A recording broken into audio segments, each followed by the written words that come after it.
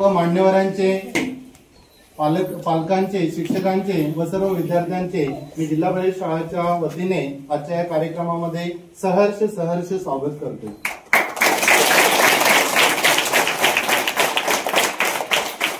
विद्यार्थी मित्रांनो, आज या ठिकाणी आपण एक अविस्मरणीय अशा कार्यक्रमासाठी जमलेलो आहोत। तसेच इतर मान्यवर व पालक यांचं पुन्हा एकदा मी शब्द सुमनांनी सहर्ष स्वागत करतोय। तसेच अंगणवाडी सेविका सन्माननीय सौ विधी विल्सन पाटील मॅडम तसेच इतर मान्यवरांना देखील विनंती करतोय की आपल्या शुभ हस्ते आजच्या कार्यक्रमाचं दीपप्रज्वलन करायचंय।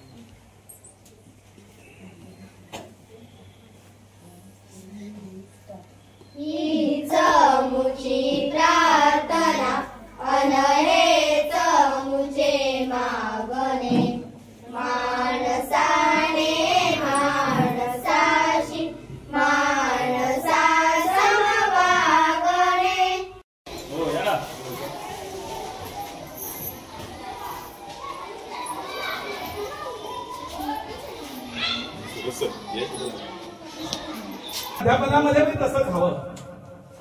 तोचपणा असतो ना, तो कंटाळवाणा असतो। तुम्हाला कसं मनोरंजक वाटलं गेलंय, तोच विषय तुम्हाला वेगळ्या पद्धतीने विद्यार्थ्यांनी दिला गेलाय, तर हे खूप भावलं। आमचं शिक्षण विभागातर्फे ज्या वेळेला जसं की एसएमसी अध्यक्षांनी सांगितलं, खरं तर आपला देश 1900 कधी स्वतंत्र झाला? 1900 अजून मोठ्याने 1947 पासून जर तुम्ही कालावधी जर विचारात घेतला तर किती ना किती वर्ष गेली, भरपूर वर्ष लोटली की नाही? पण एवढी वर्ष लोटल्यानंतर हा कायदा निर्मिती करण्याची गरज काय झाली निर्माण? का बरं असं वाटलं असेल का कायदा करावा? बरं, जसं की अध्यक्षांनी सांगितलं, कायदा केल्यानंतर पण भरपूर वर्ष झाली, पण काही बाबतीत देखील अजूनही अशा घटना घडत आहेत त्या आपल्या मानवतेला असेल, आपण एक सुजाण नागरिक म्हणून असेल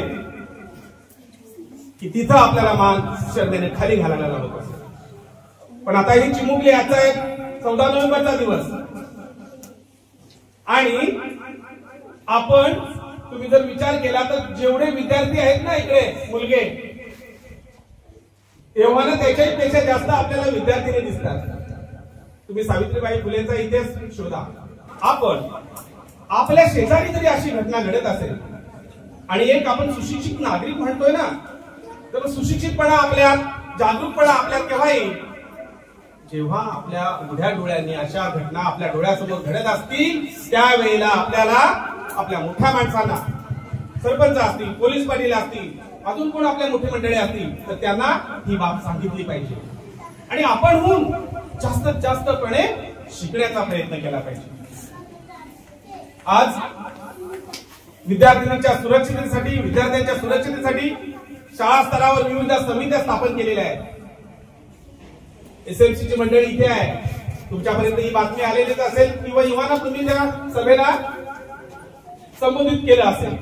तर विद्यार्थ्यांना माझं जास्त म्हणणं असेल की ज्या वेळेला मुली मोठ्या होत असतात त्यावेळेला झालेला बदल पटकन आपल्या समाजामध्ये सांगितला जात नाही।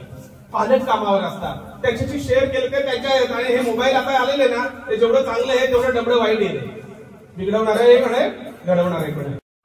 अशी कोणतीही असुरक्षिततेची गोष्ट घडली तर ती आपण आपल्या मोठ्या ताईला, आपल्या मॅडमना, मोठ्या मंडळींना सांगितली पाहिजे।